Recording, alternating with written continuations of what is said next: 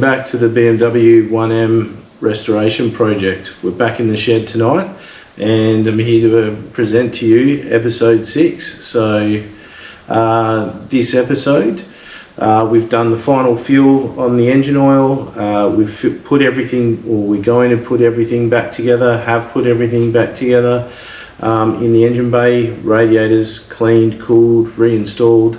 We've made up some new hoses, attached all the old new hoses where the old ones had gotten brittle and cracked.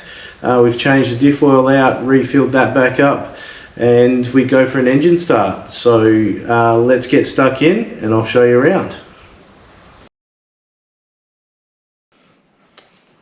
Factory fill on this car is 6.5 litres. We're using Castrol Edge 10W60, so slightly thicker than what's specified for the road, but I've had good history with this oil with my Skyline, and have been told the guys that have raced this car in the past have used the exact same oil. So I think we're onto a winner.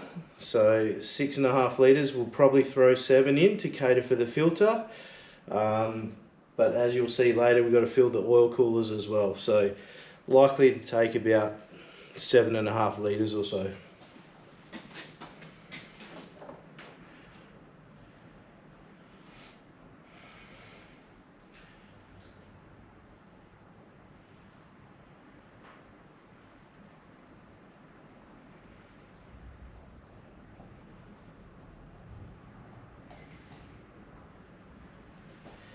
The other reason we're measuring this stuff out is BMWs, or this BMW in particular, doesn't have a dipstick, so you have to get the oil level from powering up the car on the dash.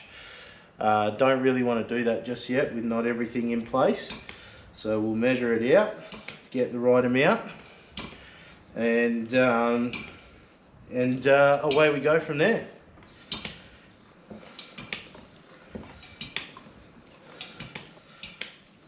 Rumour has it this oil's the same one some V8 supercar teams use. I don't know how true that is or not, but must be decent if there's rumblings of those guys using it, so we'll take it.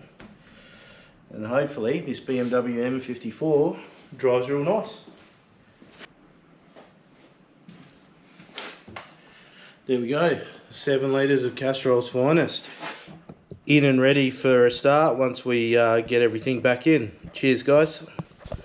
Okay, so let's go through what we have and haven't done on the engine bay. So the engine bay is largely back together, engine's ready to run. We've reinstalled the radiator and the 2 coolers were sent away to get cleaned, got them back, we've reinstalled them.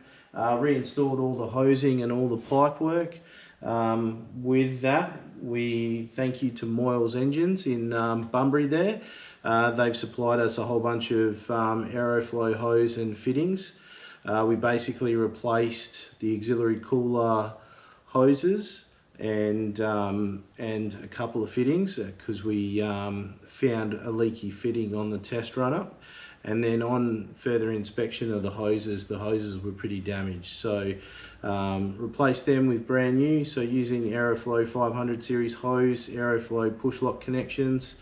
Filled this up with water. The reason we're using distilled water when draining the radiator prior to pulling it out. I noticed the coolant was green, and again, yeah, BMW coolant is typically blue. Couldn't trace back what coolant was used and didn't want to run the risk of contaminating or mismatching coolants. Given that the N54 engine is an aluminium block, as much as aluminium's not too bad corrosion resistance wise, I'm pretty nervous and want to try and protect the engine where I can. So we filled it up at this stage with distilled water. We flushed everything out as much as we could, but we'll get it up, get it running on distilled water, and then we'll go for a drain and throw in some genuine BMW coolant. Might touch on, I'm not a mechanic by any means. All of this stuff, all the work that you see here done on this is done by myself. Yeah, so not trained as a mechanic, but I have a keen interest in cars, and I do like to get stuck in. And I think, as I mentioned in the first video on this series, always had a keen interest in cars. I've built a race car prior, and as daunting as getting stuck into a BMW is, I've yeah, just managed to get stuck in and try and push my way through with the knowledge and with the help of a few friends. So yep, coolers back in, water's back in, engine oil, we're using Castrol 10W60 engine oil. Used that again in the previous race car. I have a good understanding of the limitations of that oil, good understanding that it maintains film thickness during the when it gets hot. So yeah, upon internal engine inspections on my old race car with the Castrol 10W60, it seems to work well, protected bearings, protected everything on the inside. So we're going with that, especially given that this car sees race duty, so it's a lot heavier than the standard oil that they would normally recommend. But yeah, race duty, race engine always gets a lot hotter, and yeah, it just works. I'm happy with that. Oil filter's been changed, new fittings, so we've reassembled everything. So yeah, engine pretty much good to go. We test fitted the replacement wheel, which you can't see, but I'm pointing down to the front wheel. We test fitted that, so that's ready to go, and we'll take that now away, go and get a tyre fitted, and yeah, we'll look to get this thing back on its wheels.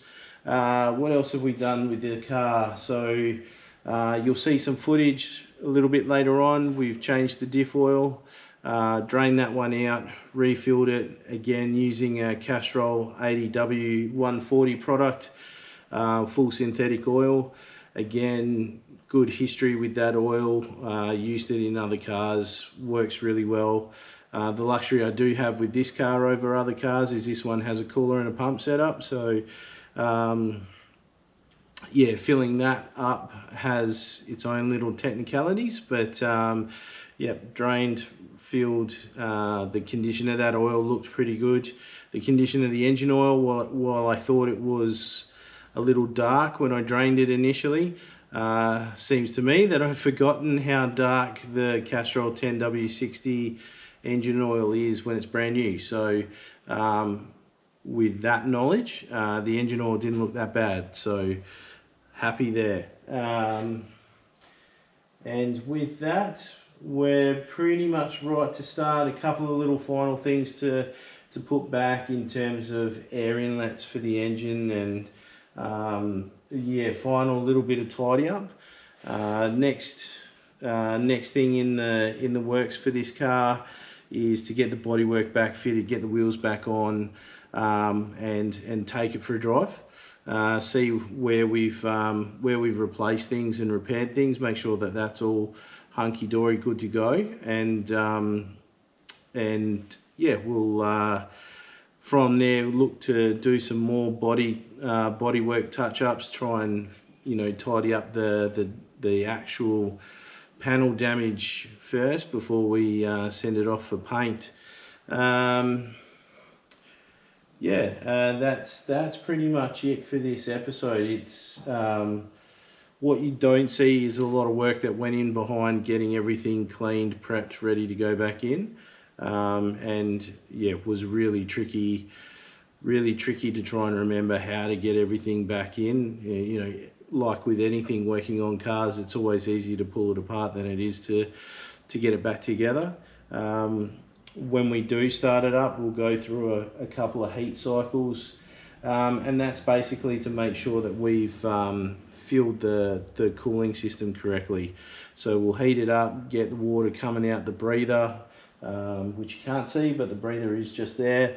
Get it coming out the breather, heat it up, cool it down, heat her up again, check that there's still coolant coming out the breather, make sure the level in the reservoir is adequate, and yeah, that'll be largely the cooling system filled for now. And then yeah, in about a week or two's time, we'll go for a drain and fill it up with the BMW coolant to make sure that mix is right to coolant to water ratio. We've still got the gearbox oil to change. That'll probably come in the next episode. And probably one thing we did touch on our last video was the belt, so the accessory belt, where I thought I'd had a win with finding the right length accessory belt. That ended up being too long, so I've had to go for a third accessory belt.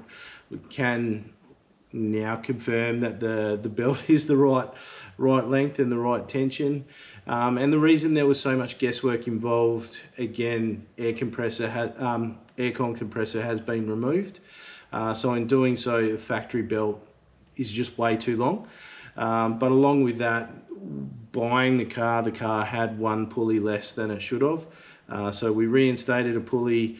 You've got the aircon compressor missing, so we're actually playing a lot of guesswork in trying to get the right length of V-belt that's suitable. But can thankfully say we've landed on that one, so that's really good. And yeah, that's it. Let's go get this thing cranked up. You.